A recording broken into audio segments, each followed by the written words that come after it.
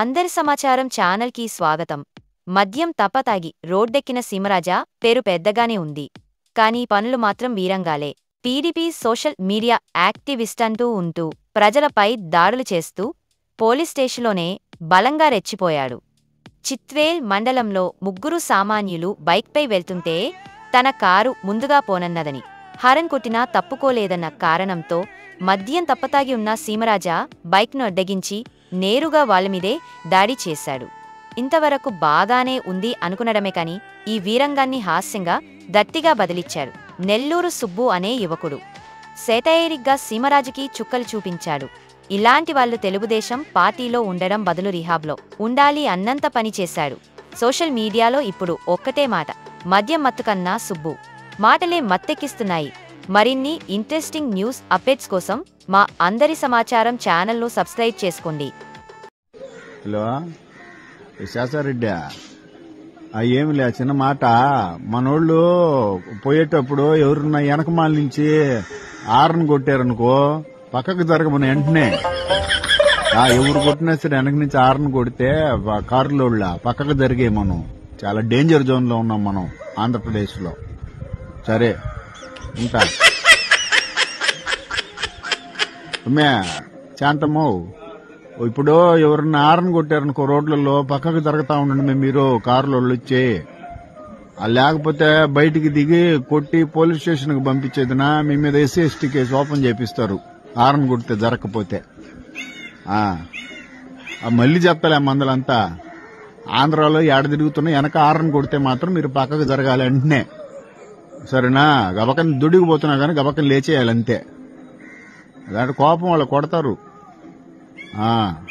ఏమో ఏ కారులో ఏ సీమరాజు ఉంటాడో తెలియదు కదా. సరే అదేనా ఇప్పుడు మన ఆంధ్ర రాష్ట్రంలో ఏడైనా సరే ఆరన్ కొడితే పక్కకు జరగండి. ఎందుకంటే సీమరాజు ఏడబడితే ఆడ తిరుగుతా ఉంటాడు. ఆయన ఇప్పుడు ఏంటంటే అనఫిషియల్ DGP అన్నమాట ఆంధ్ర రాష్ట్రానికి. పోలీసు వాళ్ళు కూడా ఆయన మాట వినాల. ఆయన ఏ కేసు పెట్టమంటే ఆ కేసు పెట్టాలా. ఒక ఆరన్ కొడితే మీరు అడ్డం జరగలేదనుకో కొడతాడు సీమరాజు. ఇప్పుడు ఒక పని చేస్తే పోద్ది కదా. ఇప్పుడు డిప్యూటీ సీఎం ఉన్నారు ఇటు తిరిగి, అట్నే సీమరాజు గారికి కూడా ఇప్పుడు నేను చెప్పేది ఏంటంటే ఇప్పుడు సీమరాజు పోయేటప్పుడు, ఇప్పుడు సీఎం వచ్చేటప్పుడు, డిప్యూటీ సీఎం వచ్చేటప్పుడు ట్రాఫిక్ కానిస్టేబుల్ ట్రాఫిక్ క్లియరెన్స్ ఇస్తారు కదా, జూయని వెళ్ళిపోతారు వాళ్ళు. అట్టా సీమరాజుకు కూడా ట్రాఫిక్ క్లియరెన్స్ లో ఏర్పాటు చేయండి సార్. ఇప్పుడు అతను పోయే దారిలో ఎవరు ముందుండకూడదు, అతను తొందరగా వెళ్ళిపోవాలా, ఈడియోలు చేయాలి కదా. ఎట్లాంటి ఈడియోలు అంటే అట్లాంటి ఈడియోలా. అందుకని సీమరాజుకి ఏంటంటే ఆయన వచ్చే దారిలో ట్రాఫిక్ పోలీసులకి కొంచెం చెప్పండి సార్. సీమరాజు నువ్వన్నా చెప్పు ట్రాఫిక్ వాళ్ళకి, ఏంది నేను వస్తుంటే భయం భక్తి లేకుండా ట్రాఫిక్ ఆపుతున్నారు ఏందని, సరేనా?